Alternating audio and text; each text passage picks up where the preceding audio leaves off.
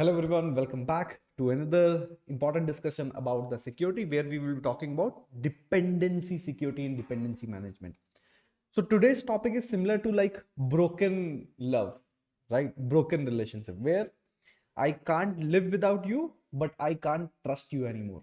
So the whole problem basically reside where you can't live alone, you need people with you, but you can't trust them blindly. So that is how the world behaves and how the software industry basically behaves. So if you want some libraries like React will be depending on something, or you had some dependency with dependent on some other dependency. That is the normal funda. You trusted a first hand library that you are using, but the internal dependency of that, which your library trusted, who will take care of that, right? So such thing basically comes sometimes with the compromises, and you have to ensure that when you are working with these softwares or the libraries, the dependencies has also to be updated to ensure the utmost you can say security concerns that we may get into. So with that, let's get into, I'm going to talk about how these what are these, like there are always the dependencies, right? There are dependencies issues that you may be getting. You might have seen so many issues, especially talking about in your GitHub repository or GitLab repository. Oh, these libraries are updated, these have some security vulnerability, right? So there are many such things that keep on happening. So I will tell you 5 things basically that you should take care of in order to ensure that your libraries, you do not get into security issues. So what are those 5 things? Let's talk about those critical, probably 5 things over here. So first thing first. So we have 5 things. First, second, third, four, and 5. What are these? The first thing first, we should have a regular audit. There is no if and but. We should have regular audits of dependencies. In short. So there is no shortcut to that. You need to have some regular audit one way or the other in order to ensure that whatever you have is actually up to date. It does not have any security, you can say, issues and whatnot. How you can achieve it? Simple thing first, what you can do basically, you can in if you're using npm or yarn, you have respective like npm audit or yarn audit kind of thing that you have to do. The other thing, once you get, if there are some issues, basically you got some security concerns, depending on the severity, you can fix that automatically, or you can take a call. I wanted to fix that one by one, and I wanted to update things one by one, and I wanted to see how basically things work. That can be taken care of. So basically these are the 2 things basically you have to do. You might have seen these things very often. Example, this is a screen which is very much common when you do any like npm install, set up the any of the repo, playing with the command line and doing some npm install, npm, any of these things, right? So it says that there are some vulnerability, especially when your package is old, your repo is old. You will see some vulnerabilities issues highlighted. It also talks about the criticality of that. Either it is high, how much critical it is, how you can fix it. So basically it says that you can run npm audit fix. It is going to fix 167 out of that automatically, but again, do not blindly do that. I have ended up into one of the scenario where my lot of dependencies got updated, but I was not able to fix my like dependency programming, the functions and other logic that are written. The logic got screwed up because under the hood it actually updated things blindly. So you should go, and there is a report basically which you can generate, npm audit report, where you get a detailed report. You will get to know which are the libraries, which are the dependencies which are causing the problem, and try to take action one at a time. That I will suggest is a far better than blindly doing the npm audit fix, which does not seems to be work always for people, and it has broken lot of the old systems basically. So in such cases, what I will recommend, always try to do things which are in your hand, in your control. Don't go with something which is out of your control. Now the second thing in this particular case is, which is you can take care of, like you are fed off sometime, right? Fed off of like, I can't do this npm audit or npm such thing on always basis, like on regular basis. This is not practically possible. You a developer, you will do a development, I'll keep on checking npm audit, npm audit, npm audit. So what I meant by it is enforcing this auditing. So there should be some way to enforce your dependency, you can say in general, force auditing. How you can do that? So I will tell you some tricks, some cool tricks. One of the basically trick which I personally like, in your npm, in your package itself, execute something which is called npm set audit true.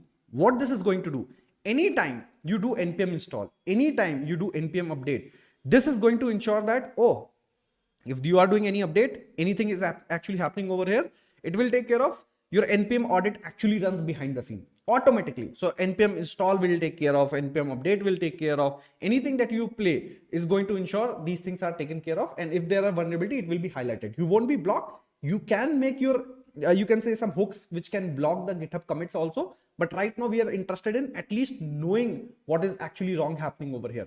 Now there are few more things. Example, this is way where you are doing something locally. Consider example, you do not came to your application, or you did not do a development on your side project for a long time. There will be some vulnerability that will come around. How you can ensure such vulnerabilities are highlighted? Your existing application which you is in a maintenance mode, you didn't do much active development, but you wanted to ensure it does not come into the security compliances.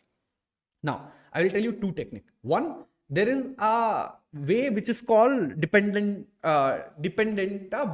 What it does, it helps you to basically find what are the outdated dependencies are. And how it basically does, you have to go into the GitHub, you have to basically get into the dependentabot.yml, and you have to configure it. You can configure for any of these packages what we are interested in. Probably we are interested in npm and JavaScript. And what I'm saying, please schedule a weekly analysis of the dependency resolution. If there is anything which is outdated, which has security issues, please try to get those dependencies and highlighted as a report, and please keep giving these reports on a weekly basis.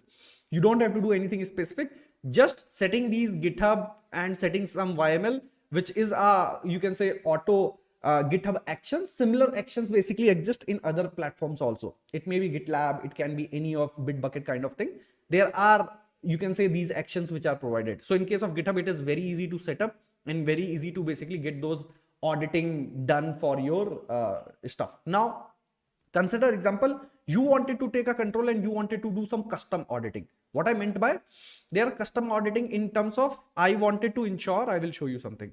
I wanted to ensure I write some own, you can say, GitHub hook. You can do that.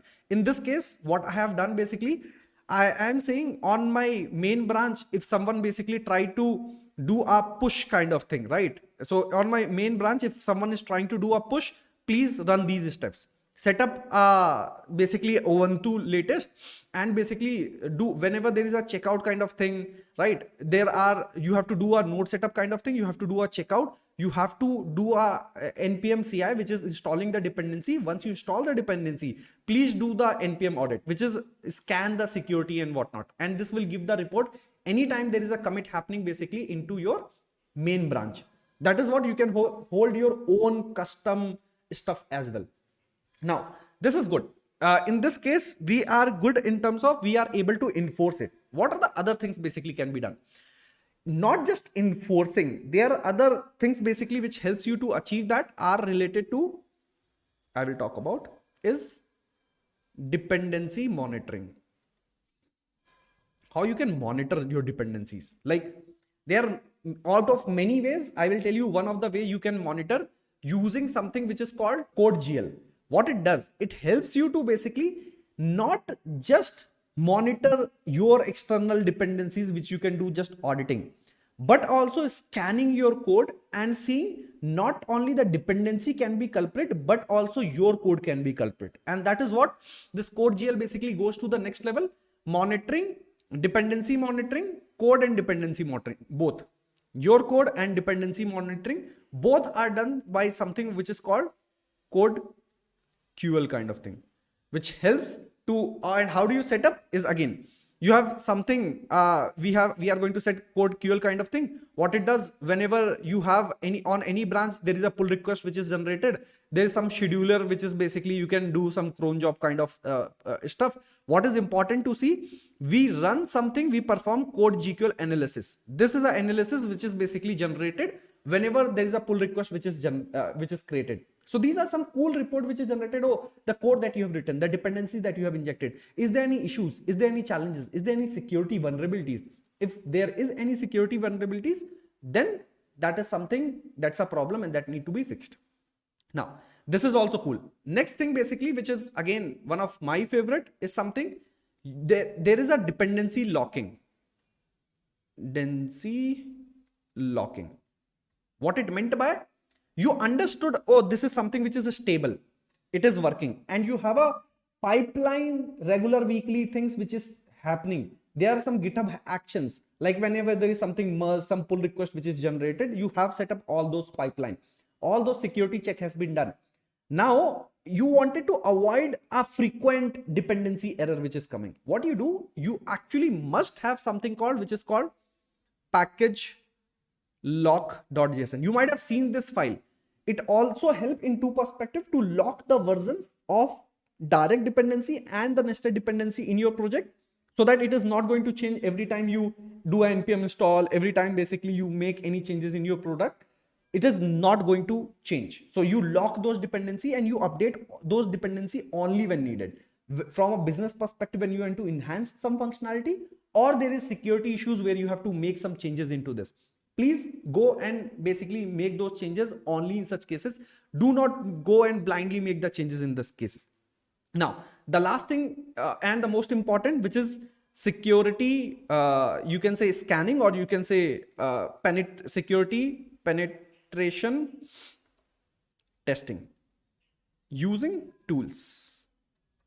Like, there are many things that you can avoid using npm Audit, setting this, enforcing that. You can have some dependency monitoring and alerting kind of thing. You can set up some package log.json. These all things are going to enforce. It is going to help.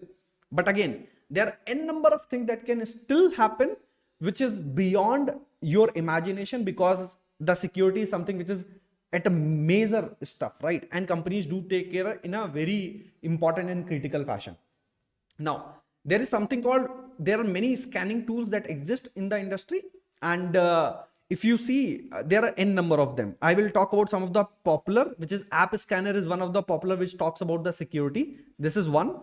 There are others, example, there are many, by the way. These Be Secure is there. There is Burp Suit is something which is again very much popular in the industry, and again, if you see, this is a free version is also available, right? There are other also, if I remember, there is something called at the end which are related to Zap, if I can find it somewhere.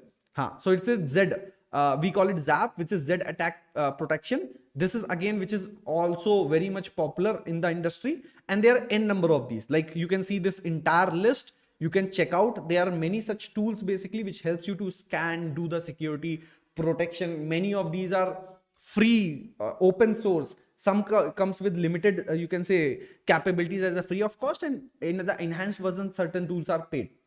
What I meant by, like, development is one part, feature development is one part. Enhancing that what you are developing also remains intact for a couple of years basically down the line, so that it does not involve any of the security things. These are certain things that you should keep monitoring, keep doing. That makes you a developer and engineer to the next level. And whenever you are talking in the interviews, what do you do? And one of these things basically you highlight, I also take care of dependency securities management, and I have done these things in my project, ensuring that we are having the right set of security measures. You are going to rock, because that is something that will come as a senior person talking about a person who's growing towards the senior level, right? And that is going to set the right stone at the right time. With that, I hope you enjoyed, you learned something interesting. We will keep on talking about many interesting topics. With that, see you again. Signing off.